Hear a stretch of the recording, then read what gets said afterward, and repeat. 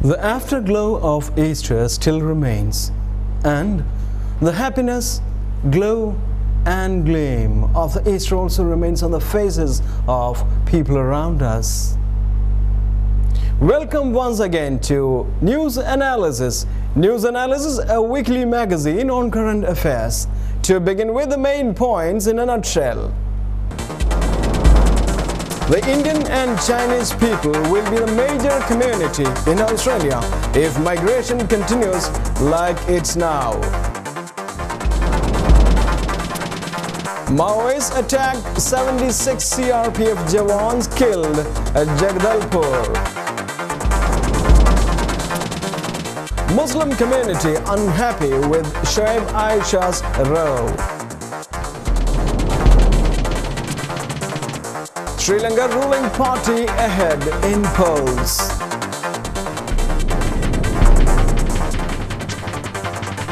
Israeli Prime Minister Netanyahu pulls out of US nuclear summit. Shoaib decided to divorce Aisha Siddiqui to woo Sania Mirza. And now the news in detail. Asian migrants flock to Australia. Australia's Asian population is soaring as immigrants from across the region, particularly China and India, enter the country, official data suggests. Asia is fast becoming a rival to Europe as dominant source of arrivals, analysis of the latest census showed. The Australian Bureau of Statistics said almost one-fifth of the new arrivals in Australia between 1996 and 2006 came from China and India. The data also showed that 4.4 million people in Australia were born overseas. This represented a 2% increase from the time of the last census in 1996. Until 1973, a former British colony had a white Australia policy restricting immigration to Westerners alone. While migration from Europe has continued, the ABS report entitled Portrait of a Nation said the overseas-born population had featured a major increase in Asian immigration. The United Kingdom was still the most common country of origin, with 24% of the foreign-born residents, 92,000 people, arriving from between 1996 and 2006, census data suggested. However, 6 of the 10 most common birthplaces were Asian countries, with China accounting for 9.5%, 62,000 people, of new arrivals, and India with 8.4%, 54,100 people.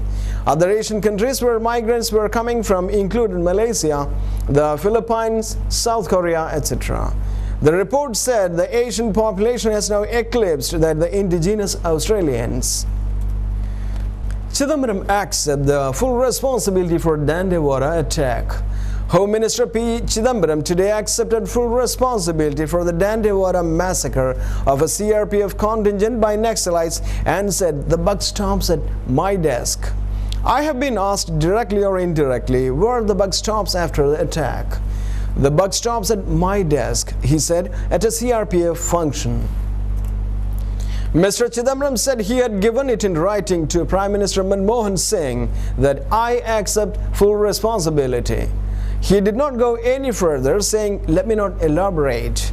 Addressing the Shaurya Divas, Valor Day celebrations of CRPF, Mr. Chidambaram lauded the sacrifices of the paramilitary force and said the government was trying to ensure that personnel from it were well paid, well housed and well equipped.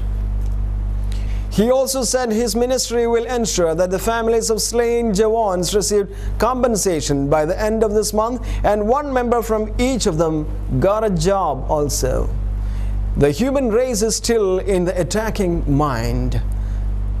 An attack to win over something he feels he is lacking. How can he grow up to serener scenarios of mindscapes or intellectscapes? Muslim community unhappy with Shoaib Aisha row.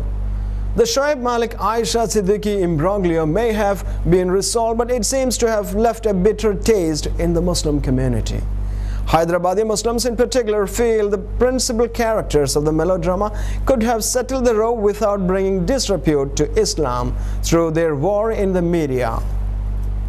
The campaign unleashed by Mr. Malik and Ms. Siddiqui to prove each other wrong was in brazen disregard for Islamic principles.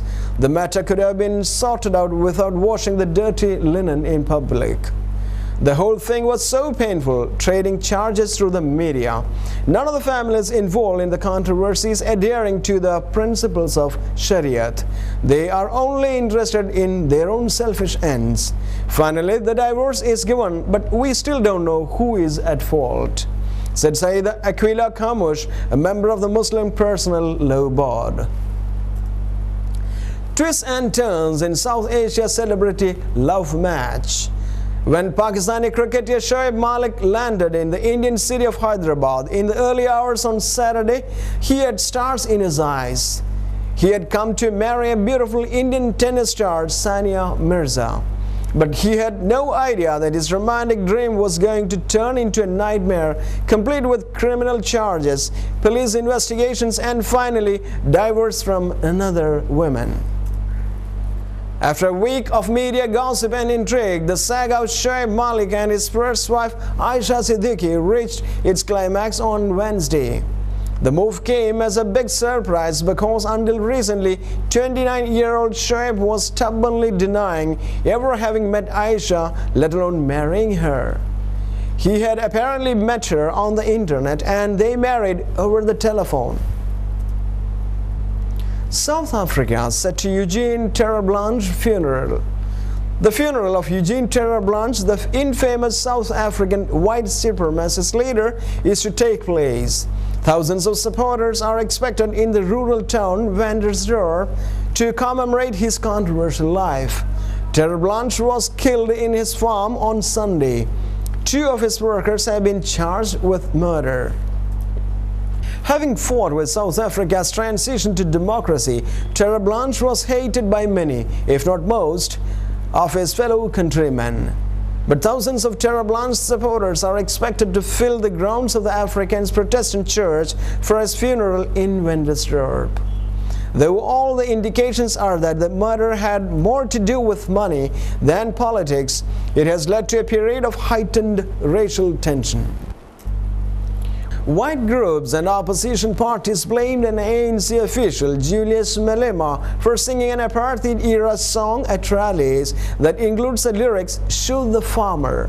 The ANC has rejected the link but accepts that the song and the debate around it was polarizing the society. It has now instructed its members to stop using it. Sudan President Bashir insists election will be fair. Sudan's President Omar al-Bashir has insisted that the forthcoming elections will be free and fair. In a speech on the campaign trail, Mr. Bashir said the poll would be clean as it was a religious duty.